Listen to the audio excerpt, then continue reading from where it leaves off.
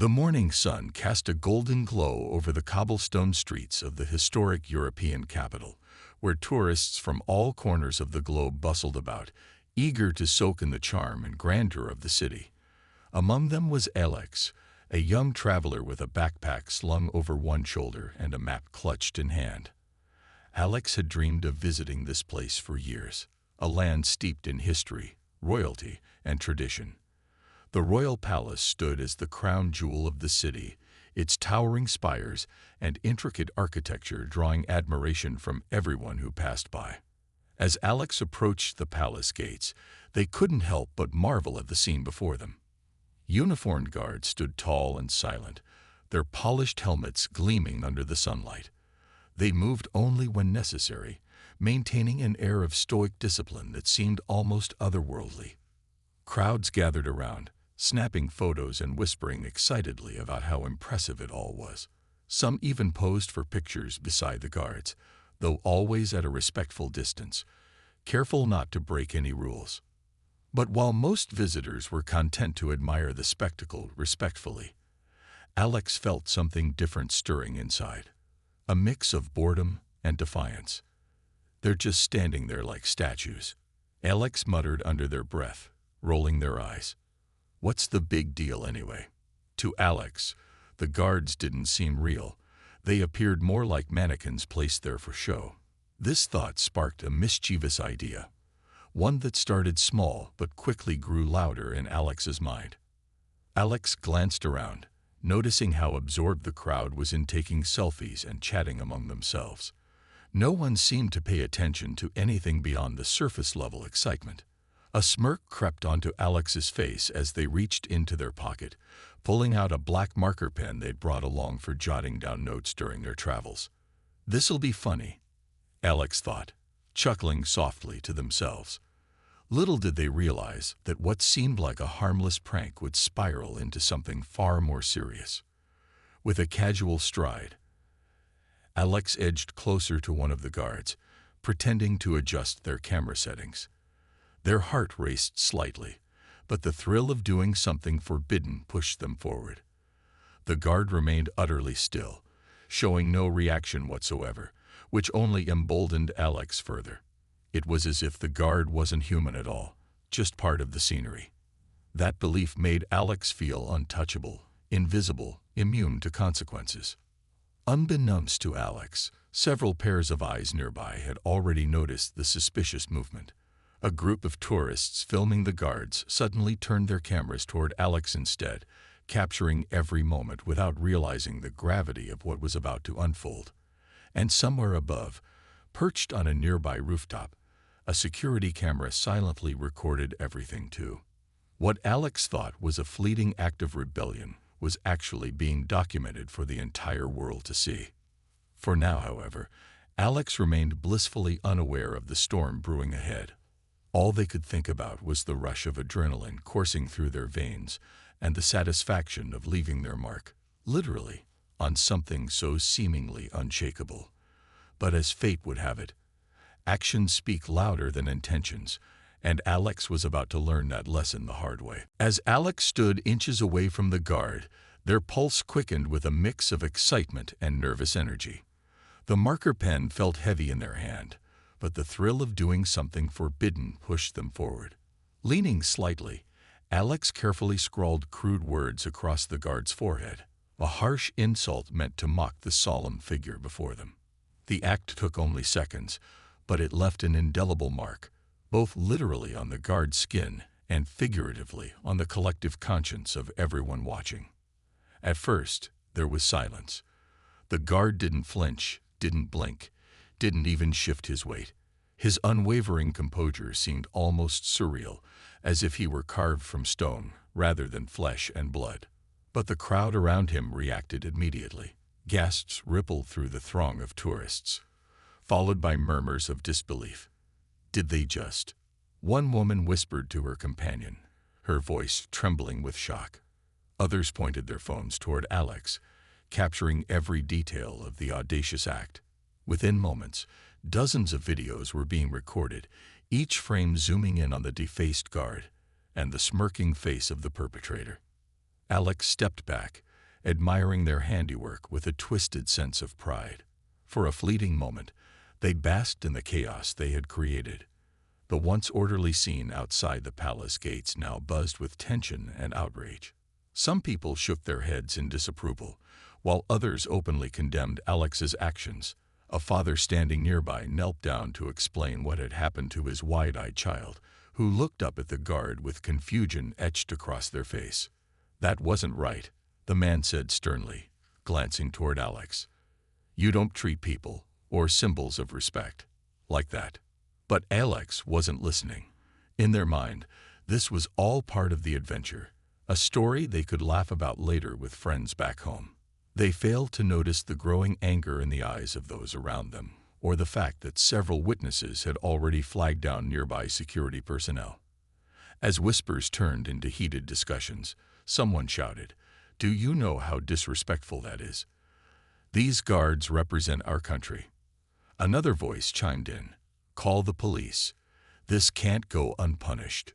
Despite the mounting tension, Alex remained unfazed, convinced that no real harm had been done. After all, the guard hadn't reacted, and the ink would wash off eventually, right? What Alex didn't realize was that their actions went far beyond a simple prank.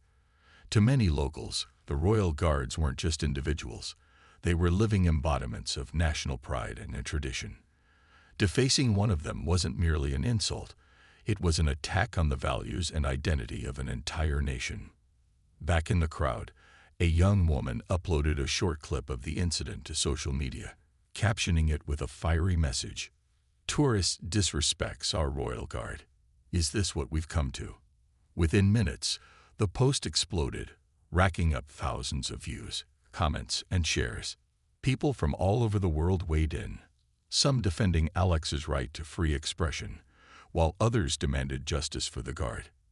Hashtags like #RespectTradition and #ShameOnYou began trending, amplifying the backlash against Alex. Meanwhile, local authorities sprang into action. Security teams reviewed footage from the surrounding cameras, quickly identifying Alex as the culprit. Officers stationed near the palace radioed descriptions of the tourist to nearby patrols, ensuring that escape wouldn't be easy. Back at the scene, the guard finally broke protocol long enough to signal for assistance, his stoic demeanor giving way to a subtle nod toward approaching law enforcement. For Alex, the gravity of the situation still hadn't sunk in. They lingered at the edge of the crowd, watching as debates unfolded and tempers flared. Every time someone pointed a finger in their direction, Alex shrugged it off, dismissing the reactions as overblown drama. But deep down, a tiny seed of doubt began to take root. Was this really just harmless fun, or had they crossed a line they couldn't uncross? Little did Alex know, the consequences of their impulsive decision were about to catch up with them. And fast. Within hours, the video of Alex's shocking act spread like wildfire across social media platforms. The clip, grainy yet unmistakable, showed every detail, the insult scrawled on the guard's forehead, the smug expression on Alex's face, and the stunned reactions of bystanders. What started as a local incident quickly became global news, sparking outrage and debate in equal measure. News outlets picked up the story, running headlines that ranged from "Tourists' disrespectful prank sparks fury" to "Royal Guard humiliated by visitor." Comment sections beneath these articles were flooded with heated discussions, with opinions sharply divided. For many locals, the act was seen as an unforgivable insult, not just to the guard, but to their nation's heritage and values. "How dare someone treat our traditions this way?" one commenter wrote angrily. Another added, "This isn't just about one person. It's about respecting cultures when you visit them." Others shared personal stories of how much the royal guards meant to them, describing ceremonies they had attended or memories of watching the guards stand tall through rain, snow, and heat. To these individuals, Alex's actions felt like a slap in the face, a deliberate disregard for everything they held dear. On the other hand, some voices argued that the reaction was overblown. "It's just a prank," one user commented. "People need to lighten up." Others pointed out that Alex might not have understood the significance of the guards, suggesting that ignorance rather than malice could be at play. These defenders urged calm, reminding everyone that mistakes happen, especially when cultural norms differ from what someone is used to back home. Despite the mixed reactions online, public sentiment overwhelmingly leaned toward anger and disappointment. Local politicians and cultural leaders weighed in, condemning the act and calling for accountability. "Our royal guards are symbols of honor and dedication," said one official during a televised statement. "To deface one of them is to disrespect our entire country." The message was clear. This wasn't something that could simply be brushed aside. Meanwhile, Alex remained blissfully unaware of the storm brewing online. Still wandering the streets of the city, they stopped by a cafe to grab a coffee and check their phone. When they opened their social media apps, notifications flooded in, hundreds of messages, comments, and tags. At first, Alex thought it was excitement over their daring stunt. But as they scrolled through the feed, their smile faded. Post after post condemned their actions, labeling them as disrespectful, arrogant, and ignorant. Videos of the incident had been viewed millions of times, and memes mocking Alex began circulating, adding insult to injury. Back home, the fallout reached Alex's family and friends. Their parents received calls from reporters asking for statements, while old acquaintances sent messages expressing shock or disapproval. Some friends deleted Alex's contact information altogether, unwilling to associate with someone embroiled in such controversy. Even Alex's employer saw the news and placed them on temporary leave pending further investigation into whether their behavior reflected poorly on the company. As the day wore on, Alex tried to rationalize what had happened. It was just a joke, they muttered to themselves, though doubt crept into their mind. They replayed the scene in their head. The guards' stoic silence, the horrified gasps of the crowd, the accusatory glares. For the first time, Alex began to wonder if they'd made a grave mistake. But it was too late to undo what had been done. The world now knew who they were, and there was no hiding from the consequences. By evening, authorities had identified Alex using security footage and social media posts. Police officers arrived at their hotel, knocking firmly on the door. As Alex opened it, their hearts sank. The jig was up, and the weight of their actions finally hit home.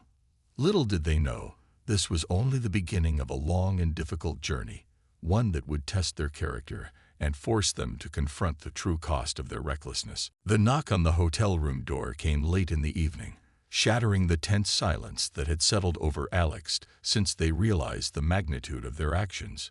Startled, Alex hesitated for a moment before opening the door to find two uniformed police officers standing outside.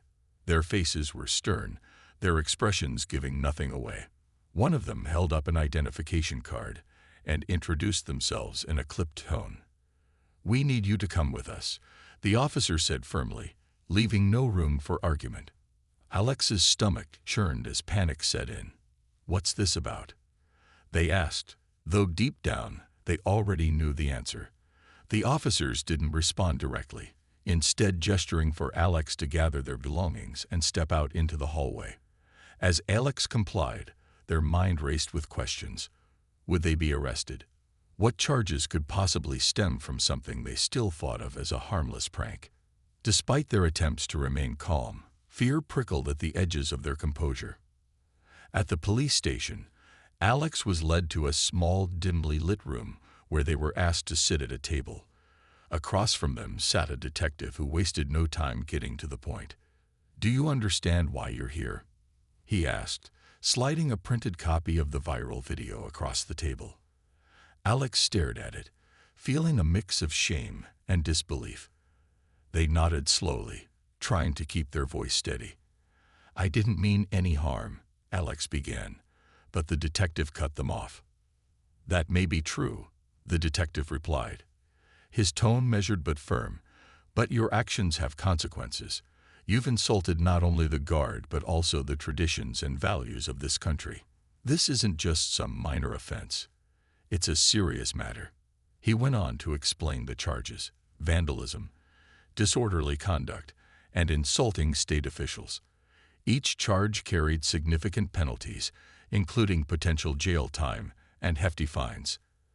Alex listened in stunned silence, their confidence crumbling under the weight of reality. When given the chance to speak, Alex tried to defend themselves. "It was just supposed to be funny," they stammered. "I didn't think anyone would take it so seriously. I didn't even realize how important the guards are to people here." The detective sighed, leaning back in his chair. "Ignorance doesn't excuse disrespect," he said bluntly. "You're in a foreign country. It's your responsibility to learn about and respect its customs, not mock them." As the interrogation continued, Alex grew increasingly agitated. They argued that the punishment seemed excessive for what they considered a fleeting act of rebellion. "It's not like I hurt anyone," they insisted, their voice rising slightly.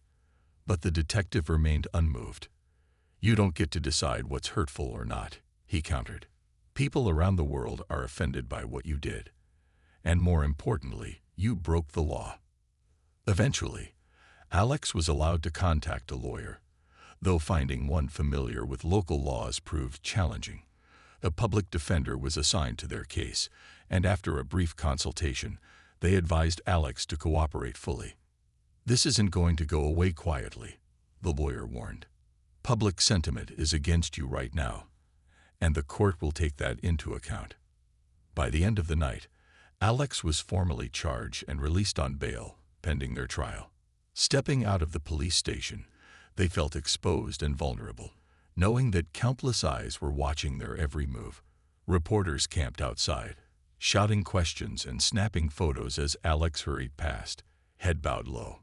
For the first time, they truly understood the gravity of their mistake and the heavy price they might soon have to pay. The days leading up to the trial were a blur of anxiety and media frenzy for Alex. Every morning, they woke up to a barrage of notifications, news articles dissecting their actions, opinion pieces debating whether they deserved punishment, and endless social media comments that ranged from scathing insults to rare half-hearted defenses. The world had turned Alex's life into a spectacle, and there was no escape. Even stepping outside their hotel room felt like walking onto a stage where everyone judged their every move. Television networks and newspapers couldn't get enough of the story. Headlines screamed phrases like, "Tourist faces justice," and "Will they learn respect?" Talk shows invited experts to weigh in on the incident, with some arguing that Alex's behavior warranted severe consequences, while others suggested leniency due to cultural misunderstandings. One particularly heated debate featured a local historian who passionately defended the royal guards as symbols of national pride. "These men dedicate their lives to protecting our traditions," he said, his voice trembling with emotion. "To deface one is to insult all of us." Meanwhile, back home, Alex's family struggled to cope with the backlash. Their parents gave interviews pleading for understanding, explaining that Alex had always been impulsive but never malicious. "We raised them to respect other cultures," Alex's mother told a reporter, her eyes red from crying. "This isn't who they are." Despite their efforts, the damage was done. Friends distanced themselves, neighbors whispered behind closed doors, and even extended family members began avoiding phone calls. It was as if Alex's actions had cast a shadow over everyone connected to them. As the trial date approached, Alex tried to prepare themselves mentally, but it was impossible to predict how things would unfold. Public sentiment seemed overwhelmingly against them, and the pressure mounted with each passing day. At times, Alex considered fleeing the country before the trial, but their passport had been confiscated, leaving them trapped in a city that now felt more like a prison than a tourist destination. On the day of the trial, the courtroom was packed with spectators, reporters, and curious locals eager to see justice served. Cameras flashed outside as Alex entered the building, flanked by their lawyer. Inside, the atmosphere was tense. The judge, an older man with a no-nonsense demeanor, presided over the proceedings with quiet authority. Prosecutors laid out their case, emphasizing not only the illegality of Alex's actions, but also the emotional toll it had taken on the Guard and the broader community. Witnesses testified about the importance of the Royal Guards, describing them as living embodiments of tradition and honor. When it was Alex's turn to speak, they stood nervously, gripping the edge of the podium. Their voice wavered as they apologized, acknowledging the harm they had caused. "I didn't understand what I was doing at the time," they admitted, looking directly at the judge. "I thought it was just a silly prank, but I realize now how wrong I was. I'm truly sorry." For a moment, the courtroom fell silent, the weight of Alex's words hanging in the air. But apologies weren't enough to sway the prosecution or the public. The judge listened intently, his expression unreadable. After hours of deliberation, he delivered his verdict. Several months in jail, mandatory community service at historical sites, and a substantial fine. As the sentence was read aloud, Alex sank into their chair, overwhelmed by guilt and regret. The crowd erupted into murmurs, some satisfied with the outcome, others shaking their heads in disappointment. For Alex, the trial marked a turning point, a moment when denial gave way to harsh reality. There would be no quick fixes or easy exits. The road ahead promised hardship, reflection, and perhaps, if they worked hard enough, redemption. But first, they would have to face the consequences of their choices head-on. The days Alex spent in jail were unlike anything they had ever experienced. The stark, cold walls of the cell seemed to close in on them, amplifying every sound. The clanging of metal doors, the distant shouts of other inmates, and the rhythmic footsteps of guards patrolling the corridors. At first, Alex struggled to adjust to the harsh reality of their situation. Sleep came fitfully, interrupted by guilt-ridden thoughts and the weight of their mistakes. They often replayed the events that led them here, the smirk as they wrote on the guard's forehead, the shock on the faces of bystanders, and the viral video that sealed their fate. But jail wasn't just a place of punishment. It became a classroom of sorts. Conversations with fellow inmates opened Alex's eyes to perspectives they had never considered before. One older inmate, who had served time for vandalism years ago, shared his story about how recklessness can ripple outward, affecting people far beyond what one might expect. "You think you're just messing around," he said one evening during a quiet moment in the common area. "But your actions don't exist in a vacuum. People carry scars from stuff like this." His words stuck with Alex, lingering long after the conversation ended. Outside the prison walls, public opinion remained divided. Some argued that Alex's sentence was too harsh, pointing out their lack of prior offenses and apparent remorse. Others believed the punishment fit the crime, citing the importance of holding visitors accountable for respecting local customs. Social media continued to buzz with debates, memes, and hashtags, keeping Alex's name in the spotlight even as they served their time behind bars. When Alex was finally released months later, stepping back into the sunlight felt surreal. The fresh air carried a mix of relief and trepidation.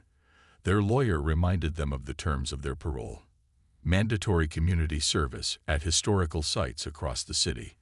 It was a condition designed not only to make amends, but also to teach Alex about the very traditions they had disrespected. As part of their service, Alex cleaned statues, restored artifacts, and assisted tour guides in sharing stories of the nation's rich history. Each task forced them to confront the depth of meaning behind symbols they had once dismissed as mere props. One day, while working at a museum dedicated to the royal family, Alex found themselves standing before an exhibit showcasing the uniforms worn by the palace guards. A plaque explained the rigorous training each guard endured, the sacrifices they made, and the pride they took in representing their country. For the first time, Alex truly understood the gravity of their insult. Tears welled up in their eyes as they realized how callous and ignorant they had been.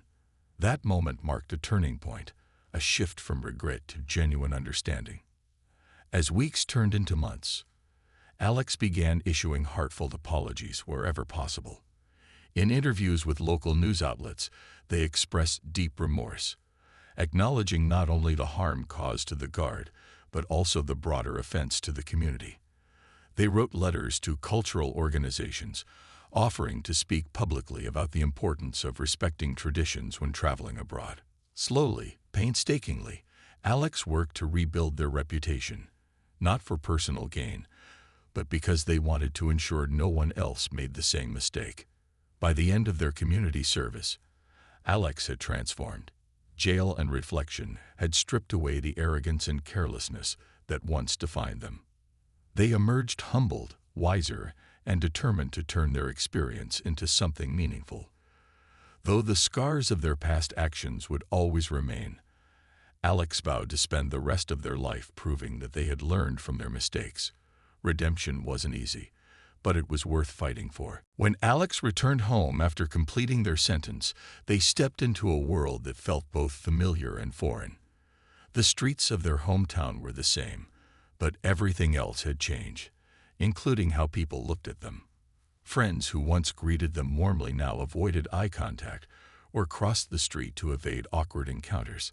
Neighbors whispered behind closed doors, and even relatives hesitated before inviting them over for family gatherings. It was as if Alex carried an invisible mark, a reminder of the mistake that had made headlines worldwide. At first, Alex tried to ignore the judgmental stares and hushed conversations. They threw themselves into work, focusing on mundane tasks to distract from the lingering shame.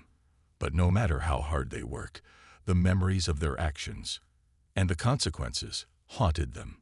Nights were the hardest. Alone in their small apartment, Alex would lie awake replaying the incident over and over in their mind. What could they have done differently? Why hadn't they thought twice before acting so impulsively? These questions swirled endlessly, keeping peace elusive. Determined to find meaning in their ordeal, Alex began volunteering with organizations dedicated to promoting cultural awareness and sensitivity. At first, it was daunting. Standing in front of groups of travelers or students, Alex felt exposed, like everyone was silently judging them. But as they shared their story, the reckless act, the backlash, the lessons learned, they noticed something unexpected. People listened. Some attendees nodded sympathetically, while others asked thoughtful questions about navigating unfamiliar cultures respectfully. For the first time since the incident, Alex felt a glimmer of purpose. One particularly memorable session took place at a local high school. A teacher had invited Alex to speak to her class about responsible tourism. As Alex stood before the teenagers, they braced themselves for skepticism or ridicule. Instead, they found curiosity. One student raised their hand and asked, "What's the biggest thing you learned from all this?" Alex paused, reflecting on the question before answering honestly. "I learned that respect isn't just about following rules. It's about understanding people.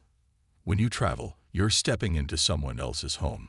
You owe it to them to honor their traditions, not mock them." The response was overwhelming. Students approached Alex after the talk, thanking them for being vulnerable and sharing their experience. Many admitted they hadn't thought much about cultural sensitivity before but promised to do better moving forward. That day marked a turning point for Alex. They realized their story, though painful, could serve as a cautionary tale, a way to help others avoid making similar mistakes. Over time, Alex became more comfortable speaking publicly. They wrote articles for travel blogs, emphasizing the importance of research and empathy when visiting new places. They collaborated with educators to develop workshops for young travelers heading abroad. Each effort brought a sense of fulfillment, helping Alex chip away at the guilt that had weighed them down for so long. Still, there were moments when doubt crept in. Would people ever truly forgive them? Could they ever fully redeem themselves? On tough days, Alex reminded themselves of the progress they'd made, not just personally, but in influencing others. They kept letters and messages from those who had been inspired by their journey, reading them whenever self-doubt threatened to take hold. By embracing accountability and using their experience to educate others, Alex slowly began rebuilding their life. Though the scars of their past remained, they no longer defined Alex. Instead, they fueled a mission to create positive change. One conversation, one workshop, one apology at a time. Redemption wasn't instantaneous, but it was within reach. And for the first time in years, Alex believed they were on the right path. Months turned into years, and Alex's life began to take on a new shape, one defined not by regret, but by growth. The lessons they had learned in that foreign city stayed with them, shaping their decisions and guiding their actions. What started as an attempt to make amends evolved into a lifelong commitment to fostering understanding between cultures. Alex no longer saw themselves as merely someone who had made a mistake. They were now a bridge builder, determined to ensure others didn't stumble where they once had. One of the most transformative moments came when Alex received an invitation to speak at an international conference on cultural exchange. Standing on stage, looking out at hundreds of attendees from around the world, Alex felt a mix of nerves and pride. They shared their story openly, holding nothing back: the prank, the arrest, the trial, and the long road to redemption. But they also spoke about hope, emphasizing that even the worst mistakes could lead to meaningful change if approached with humility and determination.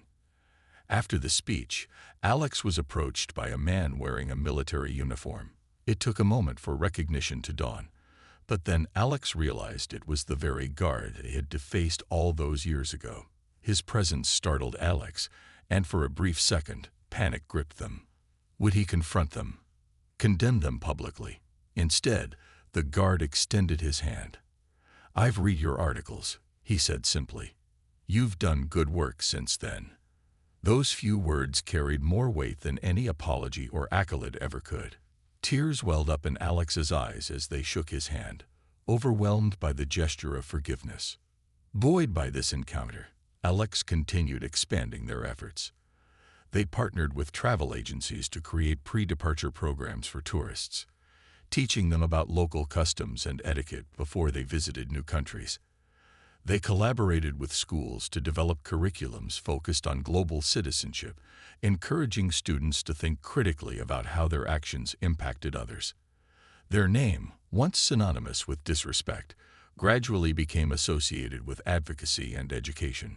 Back home, relationships slowly began to mend. Friends and family noticed the sincerity in Alex's transformation and welcomed them back into their lives. Though some scars remained, awkward silences at gatherings or lingering skepticism, it was clear that Alex had earned a measure of trust through consistent effort. Even neighbors who had once shunned them started acknowledging their contributions to the community, praising their dedication to making a difference. Perhaps the most rewarding aspect of Alex's journey was seeing the ripple effects of their work. Travelers inspired by Alex's talks wrote to thank them for changing their perspective. Students participating in workshops shared stories of how they had avoided cultural faux pas thanks to what they'd learned. One letter stood out. A young woman described how she had been tempted to mock traditional dancers during a festival abroad, but remembered Alex's advice and chose instead to watch respectfully. "Because of you," she wrote, "I didn't ruin someone else's day or my own." Despite these successes, Alex remained grounded. They knew redemption wasn't a destination, but a continuous process. There were still sleepless nights when memories of the past crept in, reminding them of the harm they had caused.